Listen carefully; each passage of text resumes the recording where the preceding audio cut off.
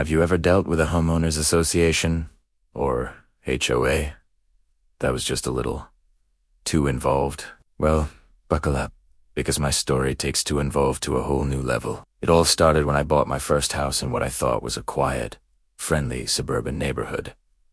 The dream, right? Green lawns, white picket fences, and a sense of community. The first few months were great. I spent my weekends gardening, painting, and really making the place my own. Then, I got my first letter from the HOA. It was about my mailbox. Apparently, it was supposed to be beige.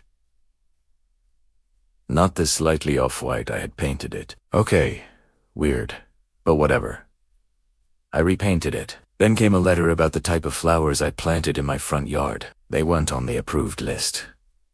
Again, annoying, but I dug them up and planted the correct ones. This went on for months. My grass was a 1/4 inch too long. A garden gnome was an unapproved lawn ornament. A small wreath on my door after the holiday season was a seasonal violation. Each violation came with a fine and a note signed by the head of the HOA. A woman we'll call Karen. I never met her in person, but her signature was on every single piece of paper that made my life just a little more difficult. I started to feel like I was living in a fishbowl, constantly being watched and judged. I tried to just ignore it and live my life, but the letters kept coming, each one a little more demanding than the last. The real tipping point, though, was the inspection notice. The HOA bylaws, buried in a 100-page document I barely skimmed when I moved in, apparently allowed for periodic exterior property inspections.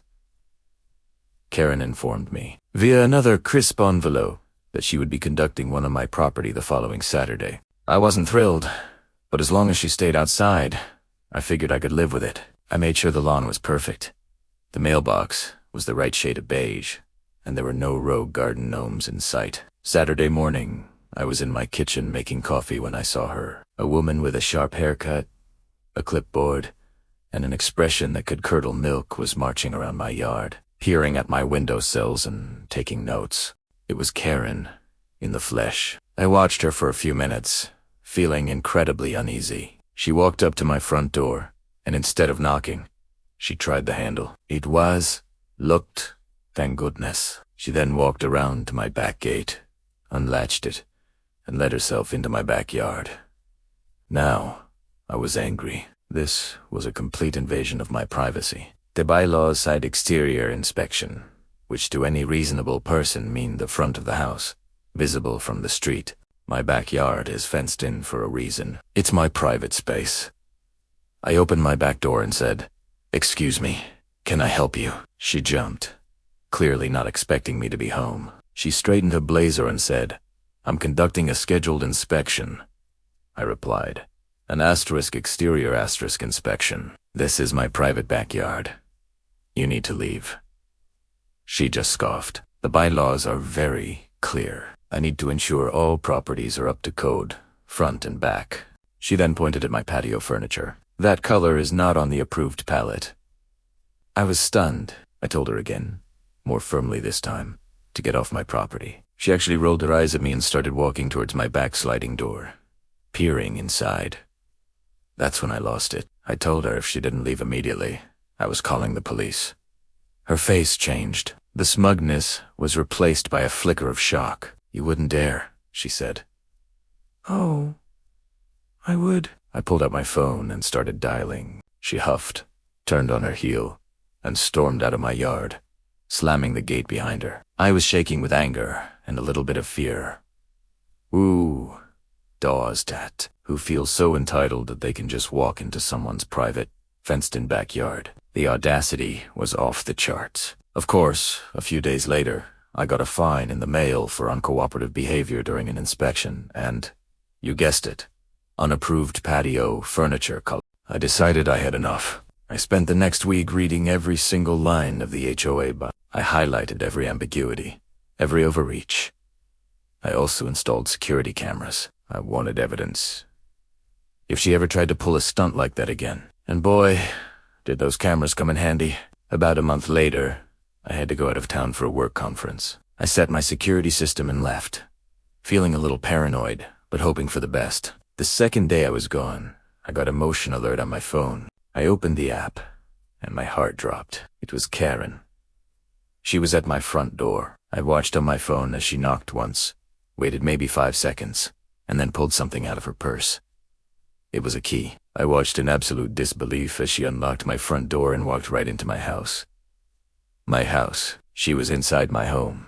The alarm started blaring, but from the video, it didn't seem to faze her. She just walked through my living room, clipboard in hand, as if she owned the place. I immediately called the police from my hotel room, hundreds of miles away. I explained that I was watching a live feed of a woman who had broken into my house. I gave them the address and a description of Karen. The dispatcher was amazing and sent a car right away. I stayed on the line, watching the feed. I could see her in my kitchen, opening my cabinets. What was she inspecting? The brand of my coffee? It was the most surreal and violating thing I have ever experienced. Then, through the camera's microphone, I heard the sirens. Karen's head snapped up. The look of panic on her face was, I have to admit, incredibly satisfying. She ran for the front door just as 2 police officers were coming up the walk. The camera on my porch caught the whole thing. They stopped her right on the steps.